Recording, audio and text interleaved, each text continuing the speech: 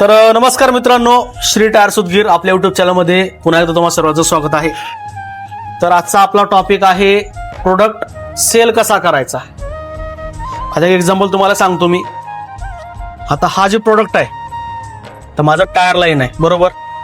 हा प्रोडक्ट आहे, हा आहे MRF कंपनीचा आणि जे की अदर ब्रँड जे लोकल म्हणू शकता तुम्ही.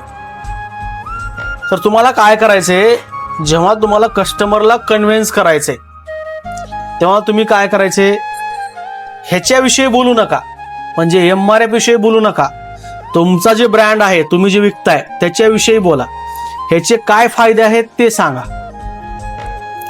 तुमचा लोकल ब्रँड कुठलाही असेल, ह्याचा काय फायदा आहे, ह्याचं बेनिफिट काय, गॅरंटी वॉरंटी काय आहे, हे सगळं हे सांगा.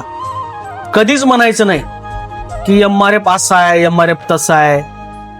बिलकुल बोलायचं नाही, याला गॅरंटी वॉरंटी कमी, बिलकुल नाही. तुमचा प्रोडक्ट कसा भारी आहे, फक्त कस्टमरला हेच कन्व्हिन्स करायचं.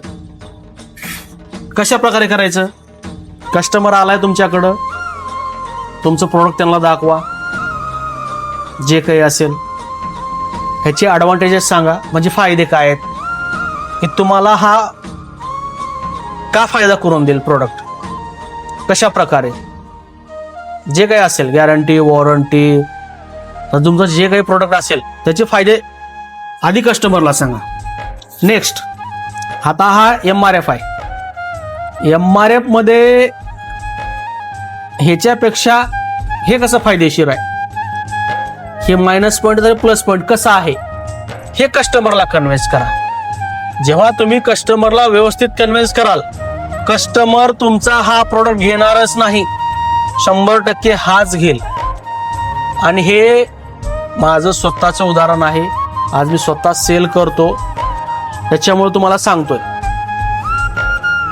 आपल्या प्रोडक्टचे फायदे आपणच सांगायचे, कन्व्हिन्स करायची जिम्मेदारी तुमची आहे, बिझनेस ओनरची. तर आजच्यापुरतं एवढंच. जर तुम्हाला व्हिडिओ आवडला असेल, लाईक करा, शेअर करा, कमेंट करा आणि आपल्या यूट्यूब चॅनलला सबस्क्राईब करा, म्हणजे असेच नवीन व्हिडिओ तुमच्यासाठी मी घेऊन येत राहीन. धन्यवाद.